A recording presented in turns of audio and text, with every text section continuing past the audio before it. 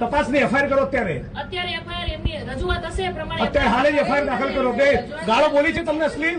બોલી છે.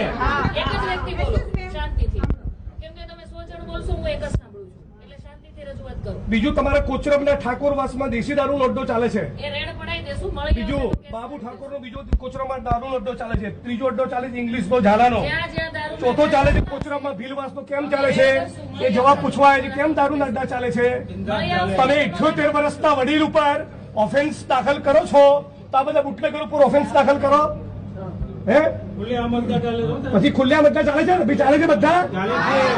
હા, પછી વિશાલ મહેતાનો અડ્ડો ચાલે છે. કેમ અડ્ડા ચાલે છે? જવાબ આપો. જ્યાં દારૂ વેચાતો હશે અમારા ધ્યાનમાં આજે અત્યારે બધું બંધ કરાવો. કોણ છે એનો વહીવટદાર? કોઈ વહીવટદાર નથી. નથી. તો એમને દારૂના અડ્ડા ચાલે છે. હા, એ જોઈ લેશું. મળી આવશે તો કેસ એમને દારૂના અડ્ડા ચાલે છે. લખો બધી રજૂઆત એફઆઈઆર કરો. એક મિનિટ બીજી રજૂઆત કરો. તમે ડિસ્મિસ કરવા માંગો છો? પહેલા 1 મિનિટ આ બાબતનો જવાબ આ વડીલની ઉપર લેખિતમાં અરજી આપેલી છે. આ લેખિત ફરિયાદ આપેલી છે. તમે આપી દો. રજૂઆત એક જ તમે એફઆઈઆર દાખલ કરો. જ્યાં દારૂ વેચાતો હશે ત્યાં મળી આવશે તો કેસ કરશું. બિલ્ડરને મળે ત્યાં સુધી કોઈ ફરિયાદ થઈ નથી. કાલ સવારે મને ફરિયાદ નહીં જોઈએ.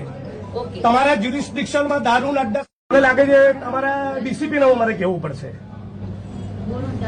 તમારા પોલીસ ઇન્સ્પેક્ટરને સમજાઈ નથી રહ્યું ઓફેન્સ દાખલ કરવાનું. સ્ત્રીઓને અશ્લીલ ગાળો બોલવી એ ફોજદારી ગુનાનું કૃત્ય ના કહેવાય.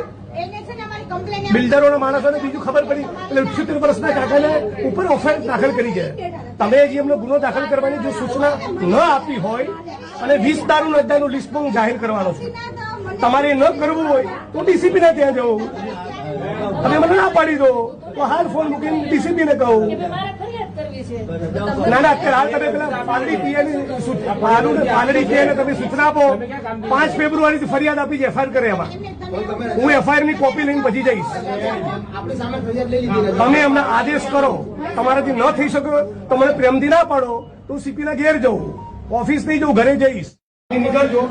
અને બેન આપણને એકદમ વિનંતી અને શિસ્ત ભાષામાં કહું છું, આવતીકાલ સાંજનો સૂર્ય અસ્ત થાય ત્યાં સુધી તમારા જ્યુરિસ્ડિક્શનમાં દારૂ જુગારની એક વસ્તુ મનાઈ બધાની વચ્ચે કહું છું 4 તારીખે 11 વાગે ડીસીપી ઝોન 7ની કચેરીએ તમારા સસ્પેન્શનની માગણી લઈ જઈશ.